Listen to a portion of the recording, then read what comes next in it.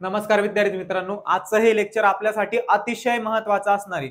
खूप महत्त्वाचं आहे, कारण आजच्या लेक्चरमध्ये आपण डिस्कस करणार आहे की इंग्रजी व्याकरणाचे 10 ते 12 टॉपिक जे परत परत वेगवेगळ्या परीक्षाला विचारले जात असतात. आणि सगळ्यात महत्त्वाचं म्हणजे जर जी परीक्षा जर TCS कंपनी घेत असली किंवा IBPS घेत असली, म्हणजेच आपली वनरक्षक भरती झाली. आता आपल्याला माहिती आहे वनरक्षक भरतीमध्ये आपल्याला 30 मार्कासाठी इंग्रजी हा विषय असतो. म्हणजे 15 प्रश्न विचारत असतात, एका प्रश्नाला 2 मार्क असतात, म्हणजे 15 दुने 30 मार्कासाठी इंग्रजी असते. त्याचबरोबर तलाठी जे त्याचबरोबर तलाठीला सुद्धा आपल्याला 50 मार्कासाठी म्हणजे 25 प्रश्न इंग्रजीचे असतात, 50 मार्कासाठी विचारले जातात, कारण एका प्रश्नाला 2 मार्क असतो. त्याचबरोबर आपली जी की आता चर्चेत असलेली जी की नोंदणी व मुद्रांक शुल्क विभागामध्ये जी शिपाई गट ड शिपाई भरती निघलेली आहे, त्याच्यामध्ये सगळ्यात महत्वाचं म्हणजे 25 प्रश्न इंग्रजीचे आपल्याला विचारला जाणार आहे आणि ते आपल्याला 50 मार्कासाठी विचारला जाणार आहे. म्हणून इंग्रजी हा विषय टीसीएस किंवा आयबीपीएस मध्ये खूप महत्वाचा असतो आणि बरेच मुळे इंग्रजी हा विषयामुळे मागे राहत असत्या. पण आजच्या लेक्चरमध्ये बरीचशी हेल्प बरीचशी मदत तुम्हाला होणार आहे, कारण आजच्या लेक्चरमध्ये आपण डिस्कस करणारे असे 10 ते 15 टॉपिक, असे 10 ते जास्तीत जास्त 12 टॉपिक की ते टॉपिक करून आपण पैकीच्या पैकी मार्क मिळवू शकतो, 100% मिळवू शकतो. फक्त आपल्याला पॅटर्न कळायला पाहिजे. आता TCS भरती घेतोय तर मग TCSचा पॅटर्न नेमका कोणता आहे, TCS कोणकोणत्या टॉपिक वरती फोकस करतं, कोणकोणते टॉपिक परत परत परत परत विचारत बसतं, रिपीट करत बसतं, हेच आपल्याला कळालं पाहिजे. ते जर एकदा व्यवस्थित कळालं तर आपल्याला लगेच कळतं की नेमकं हे टॉपिक रिपीट होत आहे, हे टॉपिक परत परत येत आहे, किंवा हा जो पॅटर्न आहे अशा प्रकारचा प्रश्न पहिला विचारला, व्होकॅब्युलरीवरचे जे प्रश्न विचारले ते पहिले अशा प्रकारे विचारले, मग दुसऱ्या वर्षी जी काही भरती झाली किंवा दुसरी एखादी TCS न भरती घेतली, मग त्यामध्ये नेमकं कशा प्रकारे विचारलं त्याचा आयडिया आपल्याला येत असतो. त्याचबरोबर जे आपल्या प्रश्नपत्रिका विश्लेषण असतं, म्हणजे जर तुम्ही व्यवस्थित झालेल्या प्रश्नपत्रिकांचं विश्लेषण केलं, मग ते कोणत्याही विषयाचं असो, ते तुम्हाला खूप जास्त मदत करत असतं. कारण तिथूनच तुम्हाला, कारण तेच एक शस्त्र आहे तुमच्याकडं, तेच एक ऑप्शन आहे की ते तुम्हाला सांगू शकतं की बाबा नेमकं कोणते प्रश्न येणार आणि कोणते टॉपिक महत्वाचे. ओके, चला आजच्या लेक्चरमध्ये आपण डिस्कस करणार आहे फक्त 10 ते 15 टॉपिक. तुम्हाला कोणते करायचे मन लावून, कारण आपण जर आज बघितलं तर इंग्रजीचा जो काही सिलेबस आहे तो खूप मोठा आहे, खूप जास्त आहे. आपण मन लावून अभ्यास करायला गेलो तर 2 वर्ष 5 वर्ष सुद्धा इंग्रजीचा पूर्णपणे आपण अभ्यास करू शकणार नाही. इंग्रजीचा कोणताही मास्तर असू द्या, कोणताही 30 मार्क खाना असू द्या, त्याला पूर्णपणे 100% इंग्रजी येत नाही, मला सुद्धा येत नाही. म्हणजे इंग्रजीचा सिलेबसच एवढा आहे की आपण कितीही अभ्यास करत बसलो तरी येत नाही, बरोबर आहे. पण सगळ्यात महत्वाचं म्हणजे नेमकं बाबा परीक्षेला विचारत्या काय, परीक्षेला धरून आपल्याला त्या टॉपिकचा अभ्यास करावा लागणार की हे टॉपिक त्या परीक्षेसाठी महत्वाचे, या टॉपिक वरती प्रश्न येत आहे आणि या टॉपिक वरतीच आपल्या येणाऱ्या भरतीमध्ये येणाऱ्या परीक्षेमध्ये प्रश्न येणार आहे, असं आपण धरून चालू शकतो. कारण तो पॅटर्न एक फिक्स असतो आणि प्रश्नपत्रिकांचं PYQचं अनालिसिस तुम्ही चांगल्या प्रकारे केलं तर लगेच तुमच्या ती गोष्ट लक्षात येत असते. ओके, आता आपल्याला माहितीये की जी काही TCS कंपनी असते ती जास्तीत जास्त फोकस व्होकॅब्युलरी वरती देत असते. कशावरती, व्होकॅब्युलरी. मग त्याच्यामध्ये तुमचे सिनोनिम म्हणजे समानार्थी आले, अँटोनिम आले, वन वर्ड सबस्टिट्यूशन आलं, त्याचबरोबर तुमच्या म्हणी आल्या, तुमचे इडियम्स आले, प्रोवर्ब वगैरे हे सगळं आलं. म्हणजे जेवढा काही व्होकॅब्युलरीचा पार्ट आहे. आता जर आपण बघितलं तर शब्दार्थ साठा खूप मोठा आहे, डिक्शनरी एवढी भली मोठी डिक्शनरी असते, मग सगळे शब्द आपण पाठ करत बसणार आहे का? आता तुम्ही शब्दसमूहाबद्दल एक शब्द म्हणजे जे आपल्या कलेक्टिव्ह नाउन मध्ये सुद्धा येतात, हे सगळं जर आपण पाठ करत बसलो तर आपले 2 वर्ष पाठ करण्यातच निघून जाईल, एवढा मोठा त्याचा सिलेबस आहे. मग आपण पाठ करत बसणार आहे का? नाही. फक्त ठरलेलं काय असतं, आता वन वर्ड सबस्टिट्यूशनचं नेमकं काय विचारू शकतात, काय काय विचारलं जाऊ शकतं, काय असतं हे आपल्याला एकदा कळालं पाहिजे. म्हणजे थोडक्यात पॅटर्न कळायला पाहिजे आपल्या त्या परीक्षेचा. TCS परीक्षा घेते, TCSचा पॅटर्न काय बाबा, IBS परीक्षा घेतोय, IBSचा पॅटर्न काय, हे एकदा तुमच्या डोक्यामध्ये फिक्स झालं रे झालं, मग तुम्हाला इंग्रजी व्याकरणाची कोणतीही अडचण येणार नाही. ओके, चला सुरू करूया आपण. आजच्या लेक्चरमध्ये आपल्याला 10 ते 15 टॉपिक पाहिजे, 10 ते 12 इम्पॉर्टंट टॉपिक पाहिजे की ते टॉपिक जर तुम्ही मन लावून केले आणि हे टॉपिक करायला तुम्हाला जास्तीत जास्त 1 महिना लागेल. मन लावून चांगल्या प्रकारे म्हणतो मी, रोजचे तुम्ही 2-3 दिवसाला मिळून एक टॉपिक जरी तुम्ही चांगल्या प्रकारे केला लगेच येईल. आणि जे काही ग्रॅमॅटिकलचे पार्ट आहे, ग्रामर आपल्याला TCS किंवा IBPS मध्ये जास्त विचारत नसत्या, व्होकॅब्युलरी वरती जास्त फोकस असतो. ग्रॅमॅटिकलचे पार्ट तुमचे 10 दिवसामध्ये एकदम पक्के होऊन जाईल. फक्त जास्त फोकस तुम्हाला व्होकॅब्युलरी वरती करावा लागणार आहे, कारण त्याच्यामध्ये तुम्हाला रट्टा मारावा लागतं, पाठांतर करावं लागतं, कन्सेप्ट व्यवस्थित समजून घ्यावं लागत असत्या, शब्द व्यवस्थित समजून घ्यावं लागत असत्या, आणि गोंधळात टाकणारे सिनोनिम्स असतात, अँटोनिम्स असतात, सगळ्यात गोंधळात टाकणारे इडियम्स असतात, उच्चार वेगळा निघतो, म्हणजे अर्थ वेगळा दिसतो आपल्याला, पण त्याचा अर्थ वेगळाच असतो, बरोबर की नाही. वाचताना असं वाटतं की इंग्रजी मराठीमध्ये याचा असा असा अर्थ असेल, पण तसं काहीच नसतं. इडियमच्या बाबतीत ती गोष्ट वेगळी असते. ते सगळं तुम्हाला व्यवस्थित सांगतो. आपल्याला आजच्या लेक्चरमध्ये डिस्कस करायचंय 10 ते 15 महत्वाचे टॉपिक. सुरुवात करूया आपल्या पार्ट ऑफ स्पीच पासून, म्हणजे जेच आपलं बेसिक असतं. काय असतं आपलं बेसिक, सगळ्यात महत्वाचं, ज्याचं बेसिक पक्क असलं. आपण बेसिक सिरीज सुद्धा चालू केलेली आहे. बेसिक पार्ट 1, त्याच्यामध्ये तुम्हाला basic part 1, basic part 2, basic part 3 याच्यामध्ये तुम्हाला नाउन बद्दल सगळी माहिती सांगितलेली, कारण नाउन वरती बरेचसे प्रश्न तयार होत असतात. आर्टिकल टॉपिक एवढा जास्त महत्वाचा आहे, त्याच्यामध्ये सुद्धा तुम्हाला नाउन हा टॉपिक खूप महत्वाचा असतो. त्याचबरोबर तुमचं वन वर्ड सबस्टिट्यूशन मध्ये मी तुम्हाला सांगितलं की कलेक्टिव्ह नाउन खूप महत्वाचं आहे. काय महत्वाचं आहे? कलेक्टिव्ह नाउन तुमचा म्हणजे हे असं रिलेशन असतं, यायचं नातेसंबंध, असं नातं असतं. हे इकून कुकडी घुसतं, ते तिकून कुकडं घुसतं, असा एक वेगळाच प्रकार असतो. तोच आपल्याला समजला पाहिजे. मग सगळ्यात महत्वाचं आपल्यासाठी पार्ट ऑफ स्पीच. तुम्ही काय जे आर्टिकल करत असले किंवा तुमचं active wise, passive wise, direct, indirect speech, infinitive, gerund हे सगळं करत बसले, त्याला काहीच अर्थ नाही. जर तुमचं बेसिक जर पक्क नसेल, त्याला काहीच अर्थ नाही. सगळ्यात महत्वाचं तुमचे पार्ट ऑफ स्पीच पक्के पाहिजे. पार्ट ऑफ स्पीच म्हणजे ज्याला आपण मराठीमध्ये शब्दाच्या जाती म्हणत असतो. दादा काय म्हणत असतो? शब्दाच्या जाती. शब्दाच्या जाती किती असतात? 8 असतात. कोणकोणत्या? नाउन असतं, प्रोनाउन असतं, त्याचबरोबर ऍडजेक्टिव्ह असतं, व्हर्ब असतं, ऍडव्हर्ब. शेवटची 3, शेवटीला शन लागलेलं आहे, लक्षात ठेवायचं. Preposition, conjunction, injunction, interjection. Injunction नाही, फक्त इंजेक्शन वरून लक्षात ठेवायचं. किती? 8 तुमच्या शब्दाच्या जाती महत्वाच्या आहे. बरोबर, जवळपास संपूर्ण इंग्रजी व्याकरणामध्ये तुम्हाला पार्ट ऑफ स्पीच हा तुमचा पिछा सोडणार नाही, कारण ते बेसिक आहे. प्रत्येक वाक्यामध्ये तुम्हाला आय येणार आहे. काय झालं रे? पर्सनल प्रोनाउन झालं, बरोबर आहे. त्याचबरोबर तुम्हाला ऍड येणार आहे, म्हणजे 2 वाक्याला जोडण्याचं काम करत असतं. काय झालं? कंजक्शन झालं, येणारच आहे प्रत्येक वाक्यामध्ये. The book is on the table, on काय झालं? प्रिपोजिशन झालं, येणारच आहे प्रत्येक ठिकाणी. त्याच्यामुळे तुमचं पार्ट ऑफ स्पीच पक्का असलं पाहिजे. बेसिक पक्क असणं खूप गरजेचं आहे. जिसका बेसिक तगडा वो हिरो ऐसा समज लो, बरोबर आहे, बरोबर आहे. त्याच्यासाठी तुम्हाला सांगितलेलं आहे, आपण जी काही बेसिक सिरीज चालू केली आहे त्याच्यामध्ये आपण 3 पार्ट मध्ये नाउन पूर्णपणे समजून घेतलं, नाउनचे सगळे प्रकार समजून घेतले. त्याचबरोबर जे काही प्रोनाउन आहे त्याला सुद्धा आपण लवकरच सुरुवात करणार आहे. प्रोनाउन सुद्धा खूप महत्वाचे, कारण बरेचसे प्रश्न प्रोनाउन वरती सुद्धा वेगवेगळ्या परीक्षामध्ये विचारले जात असतात. मग त्याच्यामध्ये प्रोनाउनचे 10 वेगवेगळे टाइप्स असतात. पर्सनल प्रोनाउन काय जे असतं ते सगळं, बरोबर आहे. हे सगळं व्यवस्थित आपण बेसिक सिरीज मध्ये कव्हर करू. आजच्या लेक्चर मध्ये फक्त आपल्याला इम्पॉर्टंट टॉपिक्स कोणकोणते ते पाहिजे. मी तर तुम्हाला इथं लिहून दिलेले आता 4 पार्ट ऑफ स्पीच मधले 4 इम्पॉर्टंट टॉपिक तुम्हाला इथं लिहून दिलेले. किती? 4 इम्पॉर्टंट टॉपिक लिहून दिलेले शब्दाच्या जातीमधले. कोणता? पहिला लिहिला वर्ब, म्हणजे काय रे? क्रियापद. आता जर तुम्ही व्यवस्थित PYQ अनालिसिस केलं असेल तर सगळ्यात सोपे जे काही फिल इन द ब्लँकचे प्रश्न आपल्याला विचारत असतात. कशाचे? फिल इन द ब्लँकचे प्रश्न आपल्याला विचारत असतात, ते आपल्या वर्ब वरती विचारत असतात, म्हणजे क्रियापदावरती. साधंच एक वाक्य दिलेलं असतं, मध्येच एक रिकामी जागा दिलेली असती, आणि तिथं तुम्हाला ऑप्शन मध्ये 4 वर्ब दिलेले असतात. पहिलं वर्ब असतं तो V1 असणारे, समजा गिव्ह. दुसरा असणारे हॅड गिव्ह. आता हॅड गिव्ह असं कधीच नसतं, हे चुकीचं असतं. हॅड सोबत V3 वापरत असतो आपण, म्हणजे तुम्हाला 3 चुकीचे ऑप्शन देणार आहे. सगळे तर बरोबर देणार नाही, 3 चुकीचे ऑप्शन देणार आहे, पण एक ऑप्शन असं असणार आहे, एक क्रियापद असं असणार आहे, ते बरोबर इथं फिट होणार आहे रिकाम्या जागी. म्हणजे अत्यंत सोपे सोपे प्रश्न तुमच्या क्रियापदावरती विचारलेले तुमच्या वनरक्षक भरतीमध्ये, तलाठी भरतीमध्ये. ओके, मग तोच पॅटर्न आपल्याला कळायला पाहिजे की महत्वाचे टॉपिक कोणते. वर्ब, तुम्ही जर वर्ब चांगल्या प्रकारे केलं, कारण वर्ब इंग्रजी व्याकरणामध्ये महत्वाचा प्रकार आहे. कारण वर्ब नसलं तर तुमच्या वाक्याला अर्थ नसतो. कारण वर्बचं काम काय रे?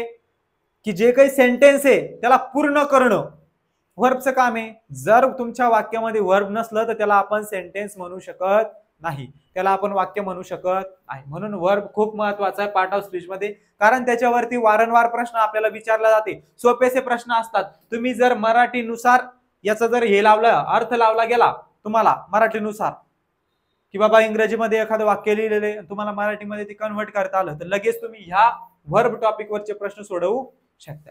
दुसरा महत्वाचा प्रकार ऍडवर्ब. आता ऍडवर्ब म्हणजे काय रे? ऍडवर्ब म्हणजे जो क्रियापदाबद्दल जास्त माहिती सांगत असतो. आता क्रियापद काय आहे? स्लो. स्लो म्हणजे काय रे? स्लो म्हणजे हळूहळू, हळूहळू जाणं, हळूहळू चालणं, बरोबर आहे की नाही. क्विक झालंय, किंवा तुमचं विशेषण झालं. विशेषण आहे का खाली? विशेषण सगळं सांगतो बघा. ऍडवर्ब. ऍडवर्ब म्हणजे काय? नावातच दिलेले ऍड वर्ब. वर्ब म्हणजे काय? क्रियापद. क्रियापद ऍड करणं म्हणजे लक्षात ठेवायचं, क्रियापदाबद्दल जास्त जो माहिती सांगतो त्यालाच काय म्हणत असतं? ऍडवर्ब म्हणत असतं. म्हणजे हा पाठपुरावा करत असतो, हा मदत करत असतो वर्बला क्रियापदाबद्दल माहिती सांगायची. आता बघा, आता क्रियापद आहे तुमचं, समजा रन, बरोबर आहे, ही रन. मग आता पुढे ऍड करणे काहीतरी माहिती कोणाविषयी? कोणाविषयी? क्रियापदाविषयी. रन काय झाला? क्रियापद. ही रन स्लोली, ही रन स्लोली असं वाक्य, ही रन्स स्लोली. मग आता तो पळतो, पण कसा पळतो? स्लोली पळतो, हळू पळतो, फास्टली पळतो. हे काय झालं? स्लोली. मग हे झालं ऍडवर्ब आणि हा तुमचा वर्ब. म्हणजे ह्या रन्स बद्दल यानं अधिक माहिती सांगितली. तो तर पळतो बाबा, पण पळतो कसा पळतो? तो स्लोली पळतो, फास्टली पळतो, क्विकली पळतो, काय जे असलं. लक्षात ठेवायचं, ज्या शब्दाच्या शेवटी जास्त करून एलवाय असतं त्यालाच ऍडवर्ब म्हणत असतात. काय म्हणत असतात? एलवाय. मग एलवाय म्हणजेच तुमचा ऍडवर्ब तो असतो. मग स्लोली झालं, क्विकली झालं, नॅरोली झालं, बरोबर आहे की नाही? ज्याच्या शेवटी एलवाय असतं जवळपास तेच काय असतं? ऍडवर्ब असतं. तेच आपल्याला कळायला पाहिजे. ओके, म्हणजेच काय? आता आपण बघितलं वनरक्षक भरतीमध्ये बरेचसे प्रश्न ऍडवर्ब वरती रिकाम्या जागाच होत्या. पार्ट ऑफ स्पीच वरती मेनली प्रिपोजिशन असू द्या, कंजक्शन असू द्या, मेनली तुमचं जे काही प्रश्न विचारले जात असतात ते फिल इन द ब्लँकच्या स्वरूपात असतात. फिल इन द ब्लँक कशाच्या स्वरूपात असतात दादांनो? Fill in the blank. तुम्ही फिल इन द ब्लँक जर व्यवस्थित केलं, म्हणजे हे टॉपिक जर व्यवस्थित केले तर ते प्रश्न तुमचे चुकणार नाही. चला त्याच्यानंतर बघा प्रिपोजिशन, सगळ्यात महत्वाचा, मोस्ट इम्पॉर्टंट टॉपिक. तलाठी भरतीमध्ये तर लयच महत्वाचा आहे आणि वनरक्षक भरतीमध्ये सुद्धा महत्वाचा आहे, नोंदणी विभागामध्ये सगळ्याच ठिकाणी महत्वाचा आहे. कारण भरपूर प्रश्न प्रिपोजिशन वरती विचारत असतात. कशासाठी विचारत असतं? आपला गोंधळ होत असतो, आपण कुठेतरी त्याच्यामध्ये सिली मिस्टेक करत असतो आणि तेच त्यांना पाहिजे की बाबा हा कुठेतरी चुकला पाहिजे, हा कुठेतरी गंडला पाहिजे, याला जमलं नाही पाहिजे. त्याच्यासाठी प्रिपोजिशन वरती जास्त प्रश्न विचारत असतात. कारण आपल्याला वाटत वेगळंच असतं, दिसत वेगळंच असतं, पण होत वेगळंच असतं आणि रियालिटी वेगळीच असते. दिसणं वेगळं दिसतं, तसं नसतं. आपल्याला वाटतं इथं हे प्रिपोजिशन बसतं, पण दादा ते तसं नसतं, बसत दुसरंच असतं. कळतंय का सांगण्याचा अर्थ? म्हणजे आपल्याला वाटत असलं की आता एखाद्या वाक्यामध्ये ऑन हे काय येणार आहे? प्रिपोजिशन बरोबर येणार आहे, पण तिथं ऑन येत नाही. कधी कधी तिथं फॉर येतं, कधी कधी टू येतं, कधी कधी ऍट येतं. काही जे फ्रेजेस असतात, आता प्रिपोजिशनचे बी दोन असत्या प्रकार. एक कॉमन असत्या, बरोबर आहे, ज्यालाच आपण फ्रेज असतो. एक असत्या जे काही आपले डायरेक्ट असत्या. मग आपल्याला ते माहिती, आपण लहानपणी शिकलो असन की ऑन असलं, बरोबर आहे की नाही? म्हणजे कशावरती तरी एखादी गोष्ट ठेवलेली आहे, कशावरती? टेबलवरती ठेवलेली एखादी गोष्ट, मग आपण ऑन वापरत असतो. एखादी जागा असली, स्थळ असलं तर ऍट वापरत असतो, सांगितलेलं आहे. एखाद्याकडून काहीतरी घेतलं असलं तर फ्रॉम वापरत असतो आपण, FROM, फ्रॉम वापरत असतो. काय वापरत असतो? फ्रॉम वापरत असतो, बरोबर आहे? बरोबर आहे का? त्याचबरोबर कोणाचं काहीतरी असलं तर त्याच्यासाठी ऑफ वापरत असतो आपण. हे प्रिपोजिशन आपण वापरत असतो, बरोबर आहे? हे आपलं फिक्स आहे, हे माहिती आहे. पण जे काही कॉमन असतात म्हणजे फिक्स असतात, फ्रेजल, ज्याला आपण फ्रेजल प्रिपोजिशन म्हणत असतो, म्हणजे जे फिक्स असतात. तुम्ही ऐकलं असेल फिक्स प्रिपोजिशन, फिक्स्ड प्रिपोजिशन म्हणजे काही निश्चित आहे, ते त्या ठिकाणी येणारे म्हणजे येणारे, ते फिक्सच असतात. समजलं? अशा प्रकारचे काही प्रिपोजिशन असतात. ज्यावेळेस आपण प्रिपोजिशन हा प्रकार, आता पार्ट ऑफ स्पीच मध्ये आपण सगळं बघणारच आहे, प्रिपोजिशन, कंजक्शन, इंटरजेक्शन सगळं. त्यावेळेस तुम्हाला व्यवस्थित ते समजावून सांगा. चला, प्रिपोजिशन सुद्धा महत्वाचं आहे. कंजक्शन, कंजक्शन वरती सुद्धा बरेचसे प्रश्न, कारण वाक्यांना जोडण्याचं काम हा करत असतो. कोण? दोन वाक्यांना जोडण्याचं काम कंजक्शन करत असतं. मग त्याच्यामध्ये तुमचं अँड आलं, बट आलं. मी आणि माझा मित्र हुशार आहे, मी शाळेत गेलो आणि परत घरी आलो, म्हणजे दोन वाक्याला जोडण्याचं काम. अँड नाही केलं, बट. तो हुशार आहे पण तो व्यवस्थित अभ्यास करत नाही. He is a talented but he can't speak fluently. म्हणजे असे वेगवेगळे दोन वाक्य आपण तयार करू शकतो. जे दोन वाक्याला जोडण्याचं काम करत असतं त्यालाच काय म्हणत असतात? कंजक्शन असं म्हणत असतात. त्याला तुम्ही मराठीमध्ये काय म्हणता? उभयान्वी, अव्यय असं तुम्ही म्हणता त्याला. कळालं? कळालं. म्हणजे हे आलं कंजक्शन. ह्या चार टॉपिक वरती तुमच्या पार्ट ऑफ स्पीच मध्ये वर्ब, ऍडवर्ब, प्रिपोजिशन, कंजक्शन हे चार खूप जास्त महत्वाचे टॉपिक आहे, कारण ह्या टॉपिक वरती खूप जास्त प्रश्न विचारले गेलेले. मग सर आता नाऊन महत्वाचा नाही का? नाऊन सुद्धा महत्वाचा आहे. प्रोनाऊन महत्वाचा नाही का? एवढं चांगलं ऍडजेक्टिव्ह आहे ते महत्वाचं नाही का? शेवटचं इंटरजेक्शन महत्वाचं नाही का? आता हे चार टॉपिक सुद्धा महत्वाचे. तुमचं नाऊन झालं, प्रोनाऊन झालं, ऍडजेक्टिव्ह झालं, इंटरजेक्शन. पण तुमच्या TCS ह्या टॉपिक वरती तेवढा जास्त फोकस करत नाही जेवढा याच्यावरती. बरोबर आहे? मी तुम्हाला सांगण्याचा प्रयत्न तोच करतोय की हे महत्वाचे टॉपिक आहे, हे सुद्धा महत्वाचे. मग हे करायचं असं नाही, पण जास्त वेळ ह्या चार टॉपिकला द्यायचा. कारण ह्या 4 टॉपिक मधून जास्तीत जास्त प्रश्न येत असत्या. हे कसं कळालं मला, मी काही देव नाहीये, कळालं PYQ वरून. कशावरून? PYQ वरून. PYQ म्हणजे जे काही झालेले प्रश्न आहे, वनरक्षक भरतीचे म्हणा, तलाठी भरतीचे म्हणा किंवा नोंदणी विभागाच्या भरतीचे म्हणा. आता नोंदणी विभागाची जी काही परीक्षा आहे शिपाई गट ड भरती, ती IBPS कंपनी घेत असतील, ते आपल्याला बाहेर प्रश्नपत्रिका देतच नसतं. काय प्रश्न असतात काय असतात, जो परीक्षेला गेला तो परीक्षा देऊन आल्यानंतरच त्याला कळतं की असे होते बाबा. बाकीच्यांना कळत नसतं, कारण प्रश्नपत्रिका बाहेर दिल्या जात नसतात. पण बरेचसे जे काही प्रश्न असतात ते TCS वरती डिपेंड असतात, कारण TCS सारखीच प्रश्न त्या ठिकाणी विचारला जात असतात. त्याच्यामुळे तुम्ही TCSचा जर चांगल्या प्रकारे अभ्यास केला तर त्याचा फायदा तुम्हाला नोंदणी व मुद्रांक शुल्क विभागाची जी काही शिपाई गट पदाची भरती आहे त्याच्यामध्ये सुद्धा त्याची भरपूर सारी हेल्प तुम्हाला त्या ठिकाणी होणार आहे. ओके, चला, म्हणजे हे सुद्धा टॉपिक महत्वाचे तुमचे, हे सुद्धा व्यवस्थित करायचे. पण जास्त फोकस या 4 टॉपिक वरती करायचा, कारण हे 4 टॉपिक तुमचा बेस आहे, खूप महत्वाचे पार्ट ऑफ स्पीच मध्ये. कळालं? चला पुढे जाऊया. पुढच्या टॉपिक मध्ये बघा आता ग्रामॅटिकल, की ग्रामरचे जे काही महत्वाचे पार्ट आहे तुम्हाला ग्रामरचे विचारले जाणारे म्हणजे व्याकरणावर डिपेंड असणारे ग्रामॅटिकल पार्ट कोणकोणते लगेच सांगतो. आर्टिकल सर्वात महत्वाचा लिहून देतो, तुम्ही तुमच्या डोक्यामध्ये फिट करून ठेवा. सर्वात महत्वाचा आणि TCS ला आवडता, TCS ची आवडती मुलगी म्हणली तरी चालन याला. कशाला? आर्टिकलला. TCS चा सगळ्यात आवडता टॉपिक आहे, सर्वात महत्वाचा टॉपिक आहे कोणता? आर्टिकल. आणि ह्या टॉपिकला चुकवून तुम्हाला जमणार नाही. सोपासा टॉपिक आहे, काहीच नाही. 2-3 दिवस जर तुम्ही मन लावून आर्टिकल या टॉपिकचा अभ्यास केला, आर्टिकल टॉपिक अवघड जाणार नाही. फक्त त्याचे काय जे नियम असतात, ए कुठं 3 आर्टिकल असते आपल्याला माहिती, ए असतं, ॲन असतं, द असतं. मग नेमकं कुठं कुठं वापरल्या जात असतात, ए कुठं वापरत असत्या, ॲन कुठं वापरत असत्या, द कुठं वापरत असत्या, हे आपल्याला व्यवस्थित कळालं पाहिजे. थोडीशी स्पीड जास्त होती माहिती मला, फक्त आपल्याला इम्पॉर्टंट टॉपिक्स आपल्याला आज बघायचे. ज्यावेळेस आपण सिलेबस घेत असलो, शिकवत असलो, त्यावेळेस थोडं आपण काय करू, स्लोली घेण्याचा प्रयत्न करू. ओके, चला. आर्टिकल म्हणजेच काय रे, सांगितलं होतं ए अँड द हे 3 आर्टिकल असतात. मग त्याचे काहीतरी नियम असतात. ए कुठं वापरत्या, अँड कुठं वापरत्या, द कुठं वापरत्या. त्याच्यामध्ये ए अँड हे कशा असत्या, इनडेफिनेट आर्टिकल म्हणजे अनिश्चित असत्या. बरोबर आहे. सिंग्युलर काउंटेबल नाउन साठी सोबत ते वापरत असत्या. प्लुरल अनेक वचने असलं, द वापरत असलो, किंवा एखादी निश्चित फिक्स्ड गोष्ट असले, पर्टिक्युलर नाउन असलं, त्याच्यासाठी आपण द वापरत असतो. आर्टिकल मध्ये भरपूर सारे नियम दिलेले, मग कोणता उच्चार झाल्यावर कोणतं वापरायचं, काय वापरायचं, सगळं तुम्ही व्यवस्थित जर तो टॉपिक अभ्यासला पुस्तकातून, मग चांगल्या प्रकारे जर तुम्ही ते नियम वाचून घेतले तुम्हाला समजत. नाही समजला तर आपण आर्टिकल टॉपिक सुद्धा घेणार आहोत. ओके, चला. त्याच्यानंतर व्हॉइस. आता मागच्या झालेल्या वनरक्षक भरतीमध्ये व्हॉइस वरती प्रश्न नव्हते, पण 2019 ची जर तुम्ही भरती पाहिली तर त्याच्यामध्ये व्हॉइस वरती बरेचसे प्रश्न होते. आता आर्टिकल हा टॉपिक 2019 च्या वनरक्षक भरतीमध्ये तर भरपूर वेळा विचारला गेला, पण 2023 च्या परीक्षेमध्ये कंटिन्युअसली 2 प्रश्न तरी प्रत्येक प्रश्नपत्रिकामध्ये तुमच्या आर्टिकल या टॉपिक वरती आला. आणि तुमच्या याच्या तलाठीमध्ये तर 3-3 प्रश्न होते.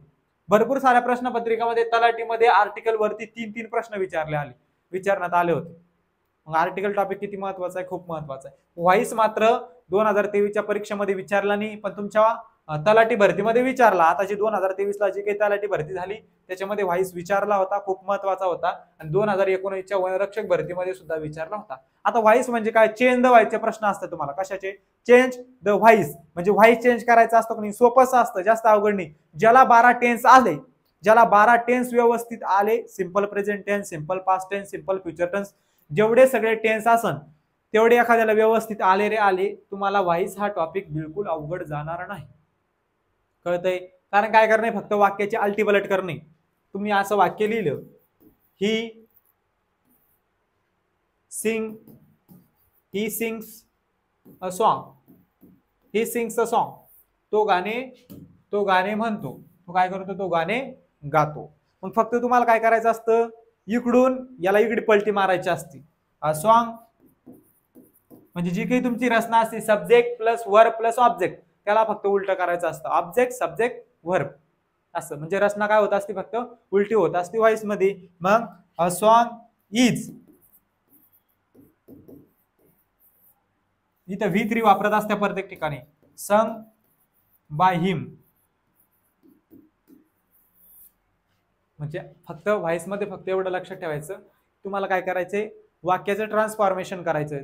ऑब्जेक्टला पहिले 1 नंबरला घ्यायचंय, रचना बदलायची, subject verb object object subject काय जे असतं सगळं. मध्ये मध्ये तुमचे बीन ऍड होत असतं, म्हणजे जे काही टू बी चे रूप असतं किंवा हेल्पिंग वर्ब, सगळ्यात महत्वाचं काय हेल्पिंग वर्ब जे असतं ते तिथे त्या ठिकाणी ऍड होत असतं. ओके, चला ज्यावेळेस टॉपिक घेऊ त्यावेळेस व्यवस्थित तुम्हाला समजून सांगा.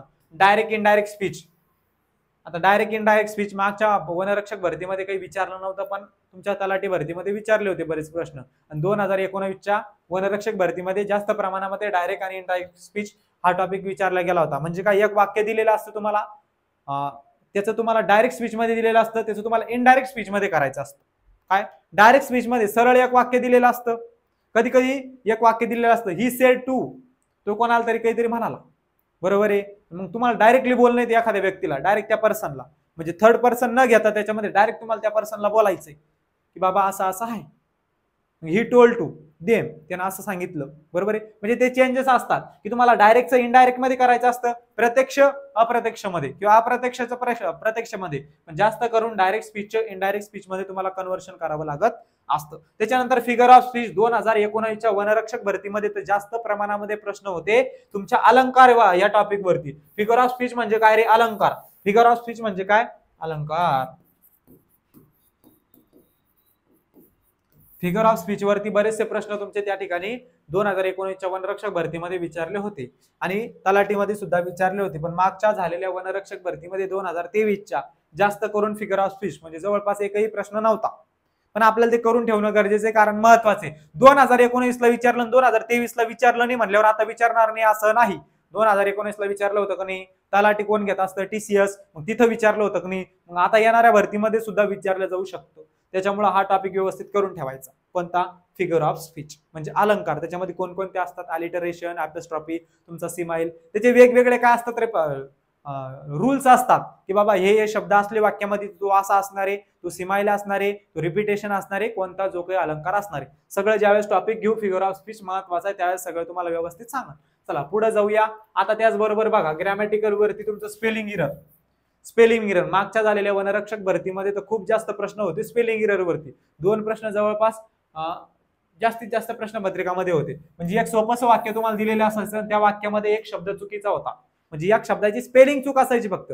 आता इथे 2 प्रकार आहे, सेंटेन्स इरर वेगळं आणि स्पेलिंग इरर वेगळं. सेंटेन्स इरर म्हणजे काय, एक वाक्य तुम्हाला दिलेलं असतं, त्याच्यामध्ये तुमचा काहीतरी ग्रॅमॅटिकल इरर असतं.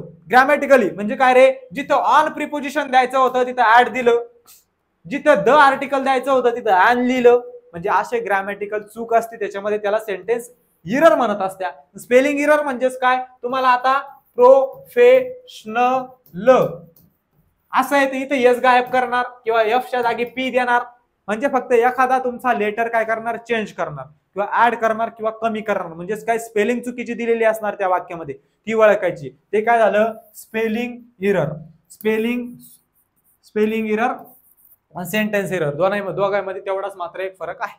आता बाकीचे ग्रामरचे जे काही प्रकार ते महत्वाचे नाही का, इन्फिनिटिव्ह महत्वाचं आहे, जिरंड महत्वाचे, आणि ग्रामर भरपूर सारा ग्रामर आहे, हार्डली, इफ, अनलेस, हे वेगवेगळे ग्रामरचे, पुन्हा यूज टू, असे वेगवेगळे प्रकार ग्रामरचे. पण TCS फोकस कशावरती करत असतं रे बाबा, तुम्हाला सगळ्या सिलेबस सांगितला तर मग इम्पॉर्टंट टॉपिक कोणते आले, हे इम्पॉर्टंट टॉपिक आहे तेच तुम्हाला सांगणार आहे. इंग्रजी टॉपिक भरपूर आहे, ग्रामरचे टॉपिक भरपूर आहे, पण हे टॉपिक जर तुम्ही व्यवस्थित केले त्यावेळेस तुम्ही आउट ऑफच्या मार्काच्या जवळपास कुठेतरी जाऊ शकतात. म्हणून तुम्हाला सांगतोय हेच महत्वाचे टॉपिक आहे, ते एकदा व्यवस्थित करून ठेवा. चला, स्पेलिंग इरर कळालं, सेंटेन्स इरर कळालं, सेंटेन्स इम्प्रूव्हमेंट. आता हे सगळे एकाच प्रकारचे सगळे सेंटेन्स इरर सारखे. समजा इथं एक वाक्य तुम्हाला दिलेलं असणार आहे, त्याच्यामध्ये एका एवढ्या वाक्यावरती काय असणार आहे, अंडरलाईन केलेले असणार आहे. मग काय सांगणार, खाली तुम्हाला या 4 ऑप्शन देणार, त्या ऑप्शन मधला एखादा ऑप्शन असा निवडा की तो ऑप्शन उचलून इथं जर ठेवला तर त्या वाक्याला बरोबर अर्थ येईल. म्हणजे इथं काहीतरी चुकीचं दिलेलं असू शकतं किंवा एखादं चुकीचं नसतं, पण खाली 4 ऑप्शन असतात त्याच्यामधलं एक त्याच्यापेक्षा भारी असतं. मग तुम्ही कोणतं निवडणार, जे भारी येते. हे सुद्धा बरोबर असतं, खाली ऑप्शन मध्ये सुद्धा एक बरोबर असतं. जे बरोबर आहे खाली ऑप्शन मध्ये ते निवडून तुम्हाला इथं ठेवावं लागतं.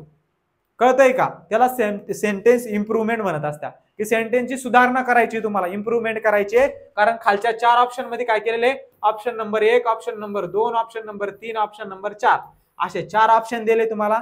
4 ऑप्शन मधला एक ऑप्शन उचलायचा आणि कुठे ठेवायचा, सेंटेन्स इम्प्रूव्हमेंट मध्ये ठेवायचा. ओके, चला पुढे जाऊया. पुढच्या ह्याच्यामध्ये पॅराजंबळ आणि सेंटेन्स अरेंजमेंट दोन्ही एकच आहे. शॉर्टली लवकर सांगतो बघा. 4 वाक्य दिलेले असणार, 1, 2, 3, 4. 4 वाक्य दिलेले असणार आणि 4 वाक्याचा तुम्हाला काय पॅसेज तयार करायचा असतो. म्हणजे 1 नंबरला कोणतं वाक्य येणार, 2 नंबरला कोणतं येणार, 3 नंबरला कोणतं येणार, 4 नंबरला कोणतं वाक्य. कळतंय, कळते. म्हणजेच काय, याच्यामध्ये कधी कधी लेटरनं सुरुवात असते, कॅपिटल लेटरनं, ते 1 नंबरला येणार. कधी कधी एखादं इंट्रोडक्टरी सेंटेन्स असतं, म्हणजे ओळख करून देणारं वाक्य असतं की विषय काय नेमका. कधी कधी वाक्य अँडनं सुरू झालेलं असतं, पण अँडनं कधीच तुमच्या पॅसेजची सुरुवात होत नाही, वाक्याची सुरुवात होत नाही, कारण ते कंजक्शन आहे, वाक्याला जोडाच काम करत असतं. कधी कधी बटन असतं, कधी कधी 3 ठिकाणी प्रोनाउन दिलेले असते आणि एका ठिकाणी नाउन असतं. मग ज्या ठिकाणी नाउन आहे त्यानं काय होणार आहे, वाक्याची सुरुवात होणार आहे सगळ्या किंवा पॅसेजची सुरुवात होणार. म्हणजेच काय, असे खालीवर वाक्य दिलेले असते, ते तुम्हाला सिक्वेन्स लावायचे असते. 1 नंबरला कोणतं वाक्य येणार, राहुल हुशारे तो पाणी पितो असं येणार का, तो पाणी पितो राहुल हुशारे असं उलट येणार का, नाही, राहुल हुशारे तो पाणी पितो. म्हणजे अशी सिक्वेन्स लावायची असते. ते झालं तुमचं पॅरा जम्बल्ड, म्हणजेच काय, सेंटेन्स अरेंजमेंट. याच्यामध्ये अजून एक दुसरा प्रकार असता, वाक्य दिलेलं असतं एक पूर्ण वाक्य आणि त्या वाक्याचे 4 ठिकाणी भाग केलेले असतात, तुकडे केलेले असतात. की द राहुल इज टॅलेंटेड, जसं मोठं वाक्य असून थोडस द गायब केला, राहुल दुसरीकडे ठेवला, इज दुसरीकडे ठेवला, टाइम. म्हणजे काय, इथं तुमचे जर टेन्स असले चांगल्या प्रकारे, कशामध्ये म्हणतोय मी, याच्यामध्ये जर तुमचा टेन्स हा प्रकार चांगला असला तर तुम्हाला सेंटेन्स अरेंजमेंट मध्ये पॅरा जम्बल्ड मध्ये जे काही वाक्य दिलेलं असतं 4 पार्ट मध्ये डिवाइड करून ते तुम्हाला जोडायचं असतं, ते अवघड जाणार नाही. कळतंय, हे असतं तुमचं पॅरा जम्बल्ड. आणि सगळ्यात महत्वाचा जो पार्ट TCS ला आवडत असतो तो म्हणजे काय, व्होकॅब्युलरी, तुमचे शब्दार्थ पाठच पाहिजे. सिनॉनिम, आता सिनॉनिम एवढे सगळे करत बसा का, करत बसायचं नाही. सिनॉनिम म्हणजे समानार्थी शब्द शोधायचे असतात. म्हणजे काही पॉझिटिव्ह शब्द आहे, मागच्या झालेल्या क्वेश्चन पेपर अनालिसिस करणं व्होकॅब्युलरीसाठी सगळ्यात गरजेचं आहे. कारण व्होकॅब्युलरी हा पार्ट खूप मोठा आहे, खूप जास्त सिलेबस आहे, खूप वास्ट सिलेबस व्होकॅब्युलरीचा आहे. त्याच्यामुळे सगळं तुम्ही अभ्यासत बसणार, सगळं पाठ करत बसणार, एवढा वेळ तुमच्याकडं नसतो. त्याच्यामुळे फक्त काय, सिनॉनिम समानार्थी शब्द, अँटोनिम विरुद्धार्थी शब्द, वन वर्ड सबस्टिट्यूशन शब्द समूहासाठी एक शब्द, इडियम्स फ्रेजेस म्हणजे जसे मराठीमध्ये वाक्यप्रचार असतात, हातातून जाणं, निसटून जाणं, आश्चर्यचकित वाटणं, आकस्मिक होणं, असे जे काही वाक्यप्रचार असतात, फ्रेजेस असतात ते. प्रोवर्ब म्हणजे काय, म्हणी. म्हणजे ही झाली तुमची व्होकॅब्युलरी पार्ट, जी महत्वाची आहे, जी तुम्हाला परीक्षामध्ये विचारत असतात. याच्यामध्ये बरंच स्पेलिंगचं सुद्धा तुम्ही याच्यामध्ये टाकलं तरी चालन. शुद्ध शब्द ओळखा, find the word which is grammatically correct किंवा करेक्टली स्पेल्ड असं असलं त्यावेळेस ते सुद्धा याच्यामध्ये टाकलं तरी चालेल. त्याचबरोबर तुमचे होमोफोन्स असत्या, होमोग्राफ्स असत्या, पण सगळ्यात महत्वाचं हे TCS साठी एवढे टॉपिक. मग सिनॉनिम सगळे करणार आहे का नाही, त्यासाठी आपण क्वेश्चन पेपर अनालिसिस चालू केलेले. वनरक्षक भरतीचं, तलाठी भरतीचं सुद्धा आपण लवकरच चालू करणार आहे. जे झालेले प्रश्न आहे ते स्पष्टीकरण, त्याच्यातून आपल्याला कळत असतं की कोणकोणते सिनॉनिम विचारत असतात, त्याच्या संबंधित सिनॉनिम आपल्याला विचारत असतं TCS. त्या संबंधीचं जे काही सिनॉनिम असतात, समानार्थी असतात ते विचारत असतात. विरुद्धार्थीला सुद्धा सेम. वन वर्ड सबस्टिट्यूशन, या सगळे जे काही आपले व्होकॅब्युलरीचे टॉपिक तुम्हाला दिलेले इथं महत्वाचे, ते सगळ्या टॉपिक मध्ये तेच असतं. कधी कधी सिनॉनिमचा संबंध वन वर्ड सबस्टिट्यूशन मध्ये विचारत असतात, कधी कधी इडियम्स मध्ये विचारत असतात, कधी कधी म्हणीमध्ये विचारत असतात. हेच आपल्याला कळायला पाहिजे. ते कुठून कळणार आहे, तुमच्या PYQच्या अनालिसिस मधून. तुम्ही जर चांगल्या प्रकारे प्रश्नपत्रिका स्पष्टीकरण केलं, चांगल्या प्रकारे प्रश्नपत्रिका अभ्यासल्या, त्यावेळेस तुम्हाला ते कळणार आहे, अदरवाईज ते कळणार नाही. कळतंय, समजतंय, हे टॉपिक व्यवस्थित करा. जे झालेले क्वेश्चन पेपर आहे त्याच्यामधले सिनॉनिम आधी रट्टा मारा, पाठ करून टाका. त्याच्या संबंधित अजून रिलेटेड एखादा शब्द विचारला असेल, त्याचे सिनॉनिम 10-15 असतात, एक नसतो, मग ते 10-15 लक्षात ठेवा. त्याचे अँटोनिम 10-15 असतात, ते लक्षात ठेवा. कारण आपल्याकडे दुसरा ऑप्शनच नाही, सगळे सिनॉनिम आपण पाठ करू शकत नाही. एकच आपल्याकडे PYQ झालेला क्वेश्चन पेपर आहे, त्याचे समानार्थी घ्यायचे, त्याचे विरुद्धार्थी घ्यायचे, त्याचे सगळं एकही घ्यायचं, वन वर्ड सबस्टिट्यूशन त्याच्या रिलेटेड पाठ करायचं. वन वर्ड सबस्टिट्यूशन म्हणजे काय, शब्द समूहाबद्दल एक शब्द, म्हणजे काय, असा झुंड समूह असतो. A set of bundle, a set of notes, त्याला काय म्हणत असतो आपण, बंडल म्हणत असतो. म्हणजे काय, नोटांचा समूह, नोटांचं बंडल, त्याला बंडल म्हणतो. बंडल काय झालं, त्याच्यासाठी वन वर्ड सबस्टिट्यूशन झालं. Study of anthropology, study of human being, माणसांचा अभ्यास करणं, अँथ्रोपॉलॉजी. स्टडी ऑफ बर्ड्स, ऑर्निथॉलॉजी, पक्ष्यांचा अभ्यास, त्याच्यासाठी एक शब्द ऑर्निथॉलॉजी. दोन्हीचा अर्थ एकच होतो, पण एवढं सगळं न वापरण्यासाठी त्याच्यासाठी एक शब्द वापरणं, म्हणजे काय, वन वर्ड सबस्टिट्यूशन. झालेले जे काही किंवा ज्याच्या शेवटी लॉजी लागलेलं असतं, एखादं शास्त्र असतं, जे महत्वाचे असतात, किंवा डॉक्टर आहे, मग आता ज्याचा हृदयाचा डॉक्टर असतो, डॉक्टर ऑफ हार्ट, त्याला काय म्हणत असतं, कार्डिओलॉजिस्ट. हे सगळं पाठ पाहिजे. मग स्त्री रोग तज्ञ, स्त्रियांचं डॉक्टरना गायनोकोलॉजिस्ट, हे सगळं आपलं पाठच असलं पाहिजे. जे महत्वाचं आहे, जे परत परत रिपीट होत असतं, परत परत विचारत असतं, ते आजच्या लेक्चरमध्ये फक्त तुम्हाला सांगायचं की महत्वाचे टॉपिक्स कोणकोणते. बाकीचे सगळे टॉपिक तर मी तुम्हाला तुमचे घेणार आहे. मोस्ट सिरीज आपण चालू करणार आहे जसा जसा वेळ भेटेल. सिनॉनिम, महत्वाचे सिनॉनिम घेत जाऊ, महत्वाचे वन वर्ड सबस्टिट्यूशन घेत जाऊ, बरोबर आहे. मग त्याच्या रिलेटेड अजून काय विचारल्या जाऊ शकतात त्याच्यावर सुद्धा डिस्कशन करू. फक्त एवढे पॉइंट्स नोट डाऊन करून ठेवा. त्याच्यासाठी सगळ्यात महत्वाचा जो शेवटचा जो काही टॉपिक सांगितला मी तुम्हाला टेन्स, पण हा तुम्हाला 1 नंबरला घ्यायचा आणि 1 नंबर करून ठेवायचा. बेसिक एकदा करा, बेसिक झाल्यानंतर टेन्स करा. आपण बेसिक सिरीज चालू केली, त्या बेसिक नंतर मी तुम्हाला टेन्स शिकवणार आहे, सगळे 12 टेन्स. कारण की 12 टेन्स जर तुम्हाला आले, हे तुमच्या इंग्रजी बोलण्यामध्ये स्पोकन इंग्लिश साठी सुद्धा महत्वाचे आणि ग्रामर साठी सुद्धा महत्वाचे बरेचसे प्रश्न तुमच्या टेन्स वरती डिपेंड आहे. आपण पाहिलं para jumble, sentence arrangement tense वरती बराचसा डिपेंड आहे. त्याचबरोबर तुमचे जे काही शब्दांच्या जाती आहे 4, त्याच्यातले बरेच जे फिल इन द ब्लँक आहे याच्यावरतीच डिपेंड असतात. वाक्याची रचनाच हे करत असतात, त्याच्यामध्ये वाक्याची रचना दिलेली, वाक्याच्या रचनावरून वाक्याच्या अर्थावरूनच आपल्याला लगेच कळून जातो की हे महत्वाचं आहे. टेन्स महत्वाचे 12 टेन्स तुम्हाला व्यवस्थित करावं लागणार आहे. सगळे टेन्स तर मी घेणार आहे, त्याचबरोबर क्वेश्चन पेपर अनालिसिस सुद्धा आपण चालू ठेवणार आहे. फक्त जे काही आपले महत्वाचे PYQ आहे ते आपल्याला काय करावं लागणार, स्वतः तुम्हाला चांगल्या प्रकारे अनालिसिस करावं लागणार आहे. मी सुद्धा घेणार आहे. ओके, चला एवढे 10 तुम्हाला महत्वाचे टॉपिक सांगितलेले, परत एकदा नोट डाऊन करून घ्या तुमच्या वहीमध्ये. बघा